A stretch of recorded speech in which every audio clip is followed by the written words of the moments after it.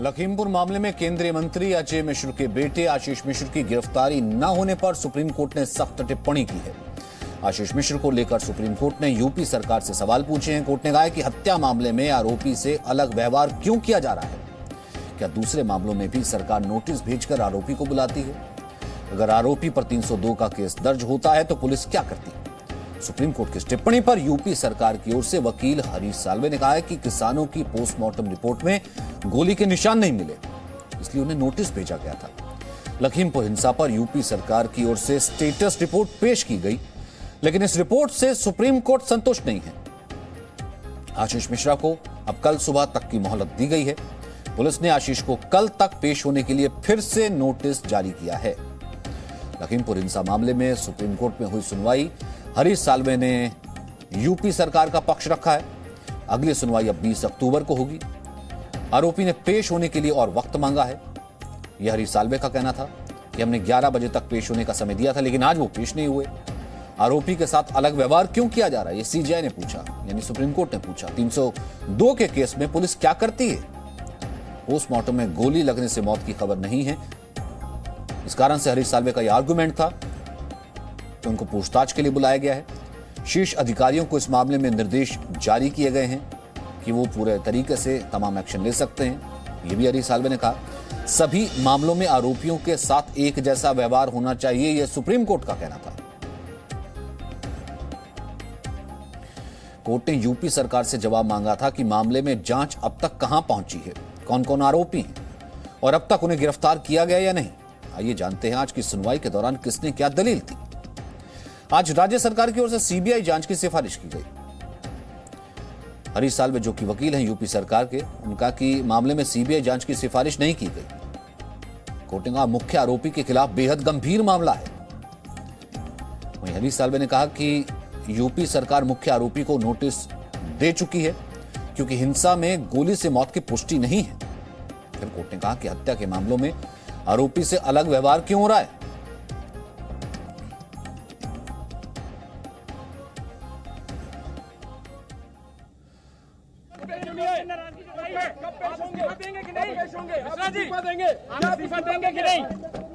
Supreme court ने नाराजगी जताई है। अजय जी कुछ बोलना चाहेंगे सर?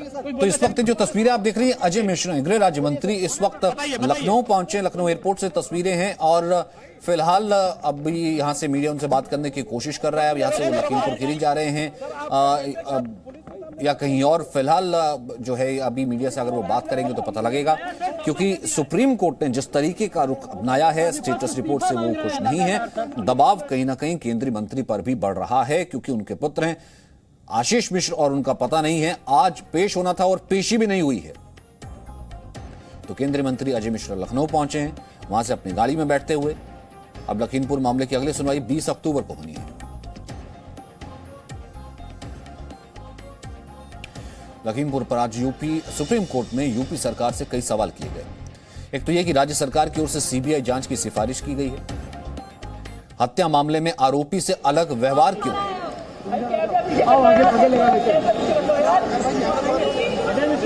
अखिलेश ऐसा बोल रहा है कि आप गृह राज्य मंत्री हैं, जांच नहीं हो पाएगी। यही मांग रहा है, सब कुछ मांगकर वो कह रहे हैं कि आपके पद पे रहते हैं, जांच नहीं हो पाएगी। सही से कहा जा रहा है कि आपके पद पे रहते हैं, जांच नहीं हो पाएगी। अजय जी अरे जूम कर लो यार, क्या लाइट किसका है? लाइट बंद कर लो यार। कहा जा रहा है कि आपके पद पे रहते हैं, जांच नहीं हो पाएगी ठीक से। विपक्ष कह रहा है, ये देखिए ये विपक्ष कह रहा है पार्टी की सरकार है जो निष्पक्ष काम कर रही है, दोषियों के खिलाफ जो भी जांच के लिए।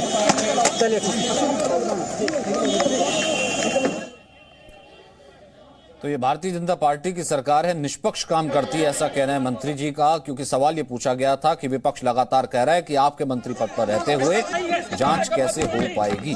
मिश्रा जी आपके बेटे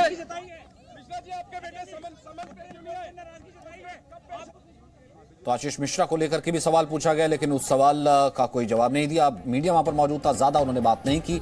केंद्रीय मंत्री अजय मिश्रा लखनऊ पहुंचे हैं और वहां से वो गाड़ी से निकल गए। फिलहाल वो लखीमपुर खीरी जा रहे हैं और ये देखना होगा कि वो किस तरफ जा रहे हैं, क्योंकि आशीष मिश्रा के बारे में जब सवाल पूछा गया तो अजय मिश्रा ने इसका जवाब नहीं दिया और फिलहाल उनका यही कहना था कि ये निष्पक्ष सरकार है, भारतीय जनता पार्टी की सरकार है राज्य में और ये निष्पक्ष काम करती है।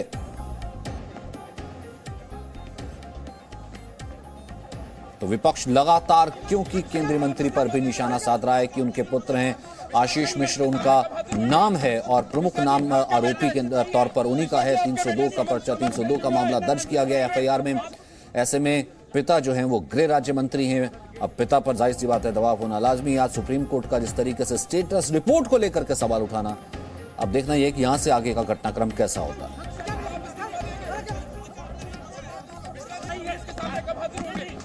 मिश्रा जी आपके बेटे समझ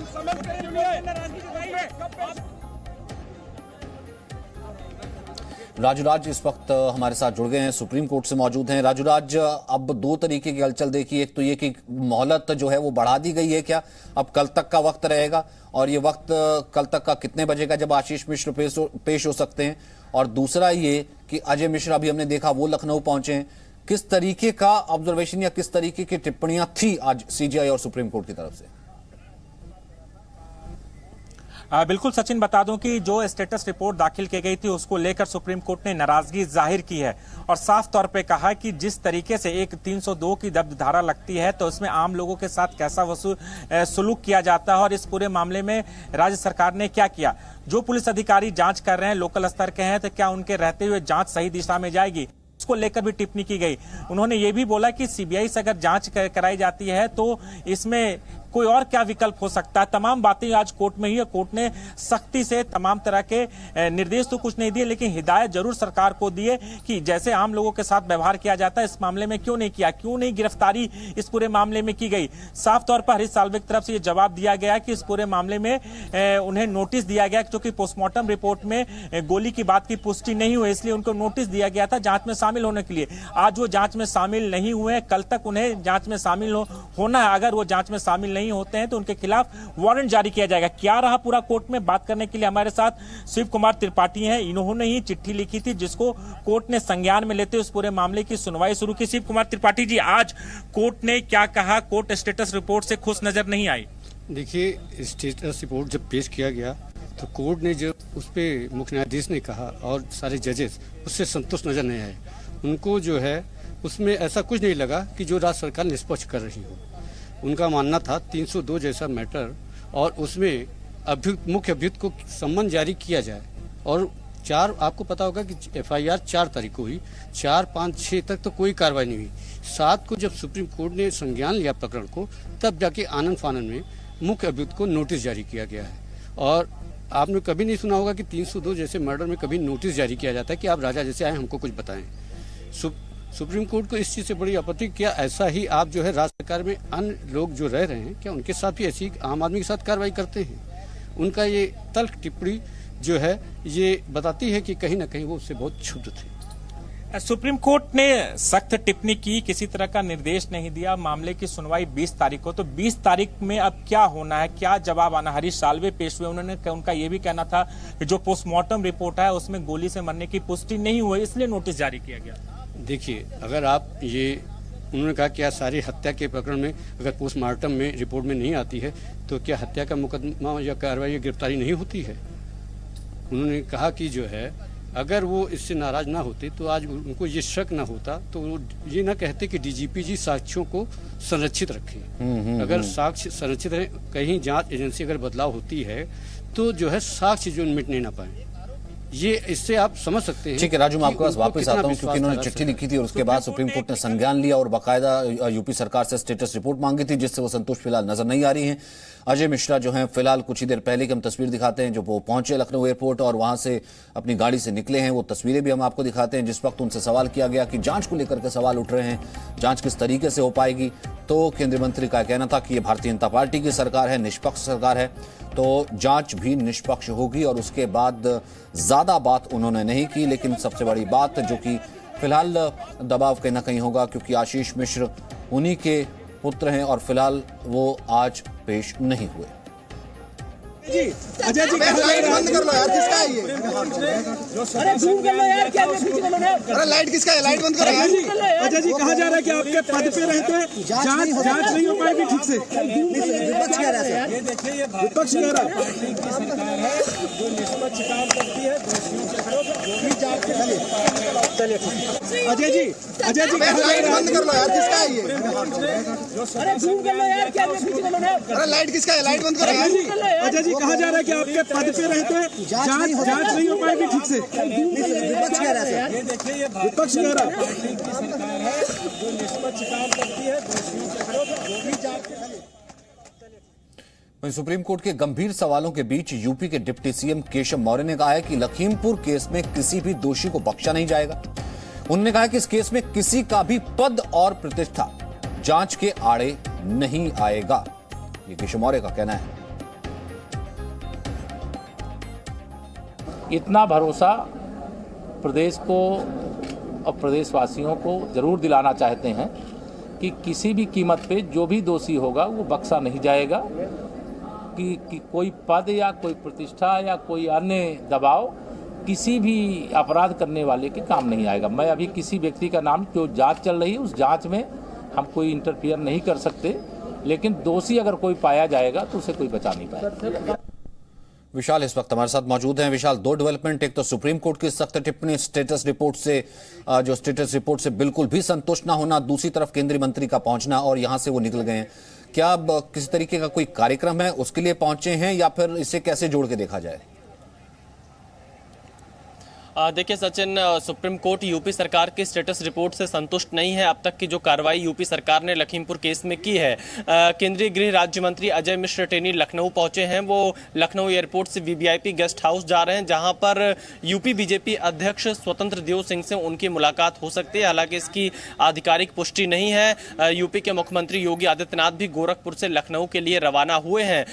अब देखना यह होगा कि गृह राज्य मंत्री अजय मिश्र टेनी का अगला कदम क्या होगा, क्योंकि विपक्ष लगातार उनके इस्तीफे की मांग कर रहा है, उनके बेटे की गिरफ्तारी की मांग कर रहा है। अजय मिश्र टेनी ने कहा कि उनका बेटा कल 11 बजे तक पुलिस के सामने पेश हो जाएगा। आज वो अस्वस्थ है और पुलिस ने आज एक बार फिर से अजय मिश्र टेनी के घर के बाहर नोटिस लगा दी है कि आशीष मिश्र उनके सामने पेश हो। कल सुबह 11 बजे तक का समय दिया गया है। अगर पेश नहीं होते हैं तो उनके खिलाफ कानूनी कार्रवाई की जाएगी। अब ऐसी स्थिति में अजय मिश्र टेनी जब लखनऊ पहुंचे हैं, हो सकता है वो भी लखीमपुर खीरी आ जाएं, क्योंकि लखीमपुर खीरी से 2 से 3 घंटे का ही रास्ता लखनऊ का है। और उम्मीदें जताई जा रही है कि कल 11 बजे तक आशीष मिश्र पुलिस के सामने पेश हो सकते हैं। सचिन जी, बहुत बहुत शुक्रिया विशाल फिलहाल इस बातचीत के लिए। तो कुल मिलाकर के कहा जा रहा है कि वो पेश हो सकते हैं, ऐसा कहा जा रहा है कि कल की जो मोहलत है इसमें सुप्रीम कोर्ट का ही कहना। और ऐसे में अजय मिश्र पहुंचे हैं, जो कि फिलहाल मुख्यमंत्री उत्तर प्रदेश और जो भारतीय जनता पार्टी के अध्यक्ष हैं उनसे मुलाकात भी कर सकते हैं। Presenting B News